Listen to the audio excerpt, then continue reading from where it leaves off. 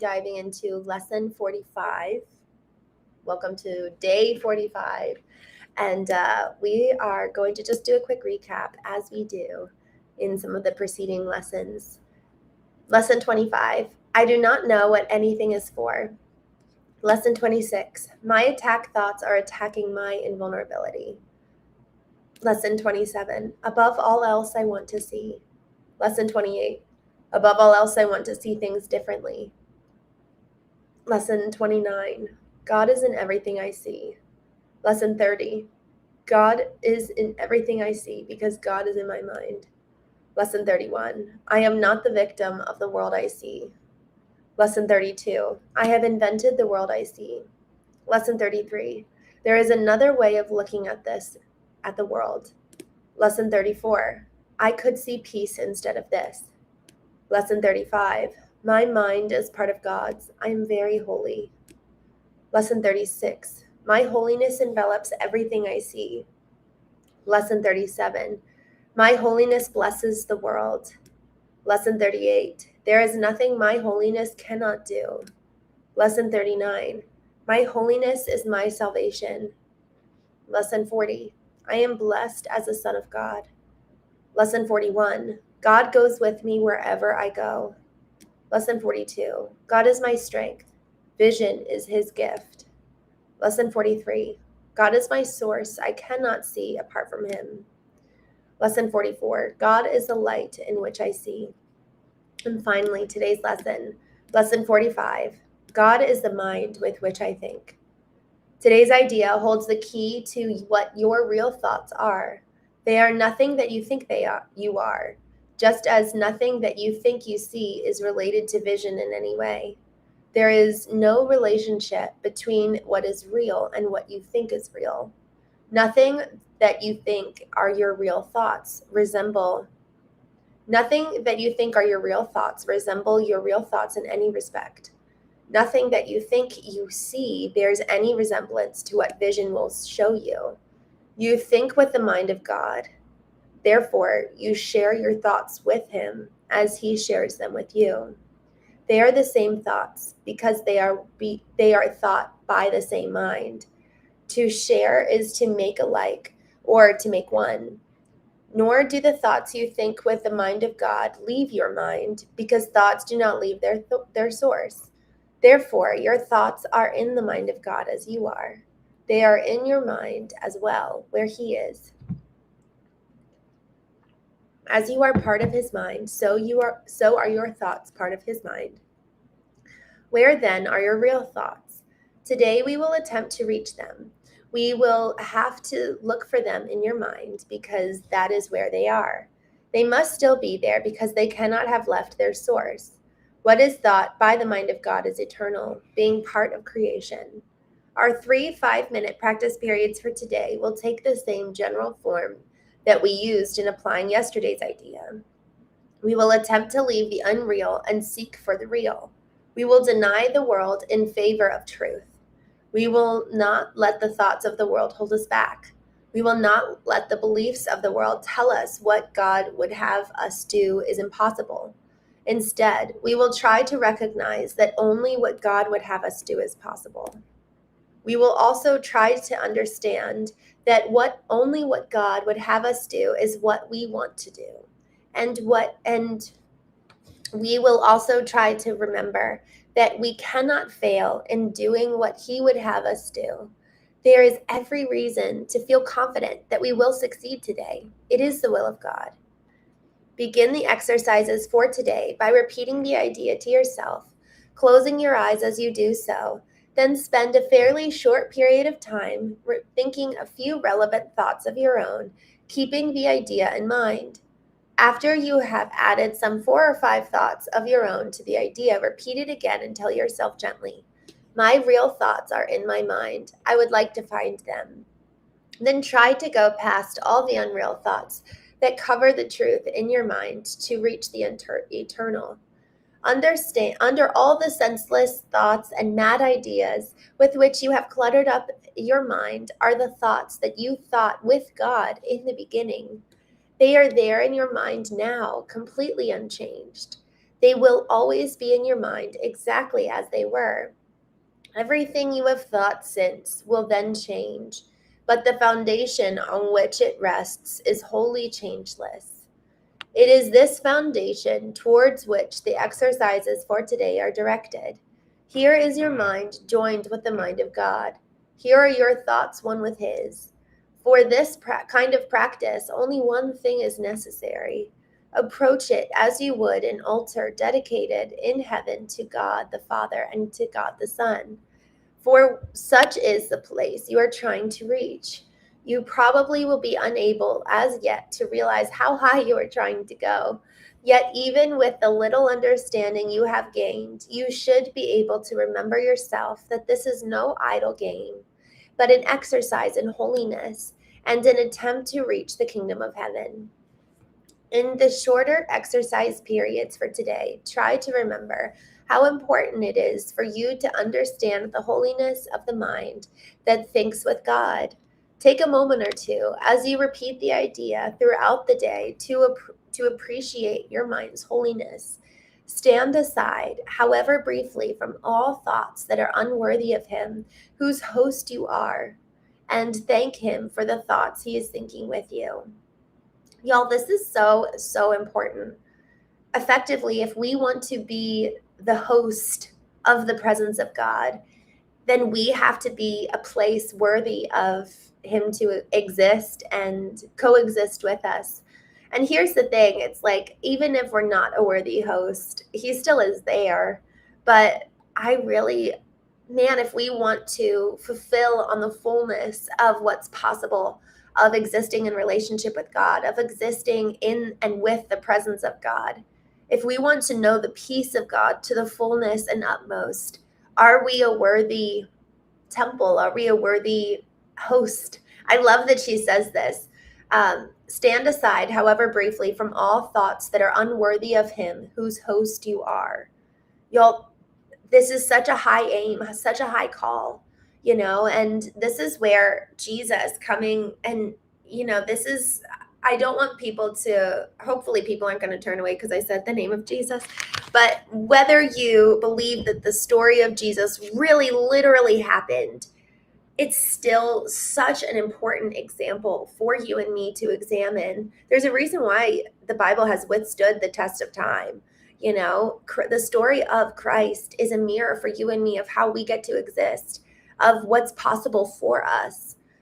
Jesus said the kingdom of heaven is now, and it's in you and me. And so when we're talking about pursuing the kingdom of heaven, it's not looking up and outward. It's literally reclaiming the kingdom of heaven that is within us, both because God resides. We are the temple of God. And that's what is so incredibly powerful. In the Bible, there was this example of like this massive, heavy curtain that divided the presence of God from the rest, like ordinary people. And as the story goes, when Jesus died, the curtain tore from top to bottom. This like thick curtain, somehow it just magically tore. It's symbolizing that no longer God was separate from men, symbolizing that now God's dwelling place is with and in you and me. And so because of that warrants such a high call. And y'all, I think I mentioned this a couple days ago.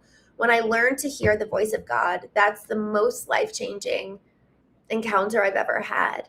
But it was on the heels of me pursuing Him and me purifying myself and me really seeking to get rid of obstacles that would be preventing His presence in my life. There's one other note that I wanted to make, and then I'm going to jump here in the chat. There's this one part where it says, "This is the will of God." She says, "We will also try to understand that only what God would have us do is what we want to do. And we will also try to remember that we cannot fail in doing what He would have us do.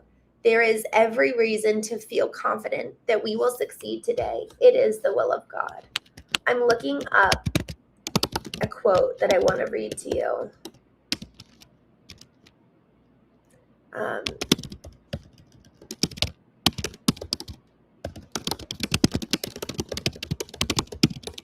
Let me see if I can find this. If I can't with ease, I'll just share it. Okay. So there's this quote that I read years and years and years ago that just brought so much peace to me.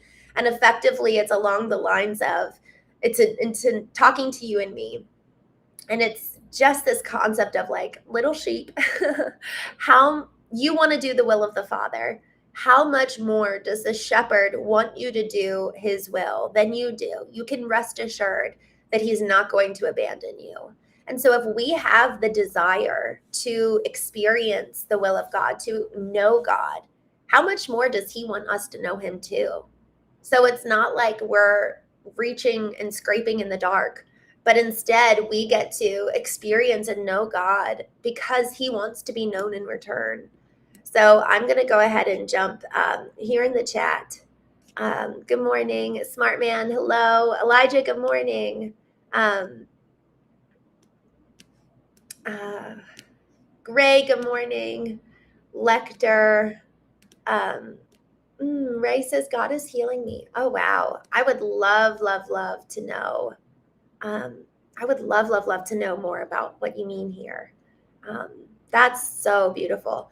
Elijah, I don't know if you're still here, but we talk about spiritual intelligence in the mornings. So please come back another time. We talk about all things emotional intelligence, intellectual intelligence in the evening show, which we go live at 8:30 p.m. for those of you who want to join. You either compromise the truth for a temptation or the temptation for the truth. That's so good. We're always making a choice. She Glemez. I hope I said that right. Robert Marshall, good morning. Oh, guys, happy Valentine's Day. I forgot. That's so good. I love it. I love Valentine's Day. Killer Bean, hello, good morning. Swiss, I don't know what you're talking about, but I agree.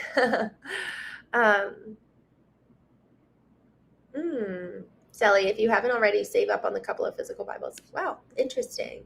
Good morning, Embers Stamen. Good morning. Andra, good morning. I'm glad to see you. She says, how are you doing? I think I don't know. They are asking, how are you doing? I'm feeling better.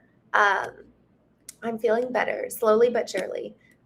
Dan, good morning. I agree. Let's go. Phoenix has to be true, I think. Good morning. Good morning. Good morning. All right. I'm just scrolling down. St. Paul of Damascus. Yeah, I really enjoyed the musical quizzes. We're going to start, y'all, just so you know, we're going to do another game night on Wednesday. We did trivia this past Wednesday for the first time, and it was so much fun. And we're going to do another one next week. Or no, this week, I guess. So join us 9 p.m. Eastern on Wednesday. 847 Global says, what is a kingdom of heaven? What a good question. Y'all, I would be curious, how would you all define the kingdom of heaven? I actually love that you asked that. I honestly, I want to pull up. I'm actually going to look and see if there's a legit verse here that I can pull from, because I don't want to. What is the kingdom of heaven? I have my own answer, but I want to make sure that I give you the right way or the right one. So honestly, when I think of the kingdom of heaven, I think of there's this concept of the kingdom of heaven is righteousness, peace, and joy. It's like all good things. It's the fullness of the presence of God that we get to exist with. It's eternal. So it's kind of like tapping into that eternal part of us. I'm just looking here. I love that question. I've never had somebody ask that. That's so good. Y'all, I'd love to hear from you. When I think of the kingdom of heaven is righteousness, peace, and joy. So I'd love to hear from more of you guys. How do you guys define that? Okay. Timothy 2 verse 5. Let me look that up. Okay. There is one God. All right, y'all. I is described as you with a blank mind, mindlessly worshiping Yahweh every second of every day for all eternity. It's so interesting. It's funny. I don't know if I would have, like, with a blank mind. What an interesting perspective.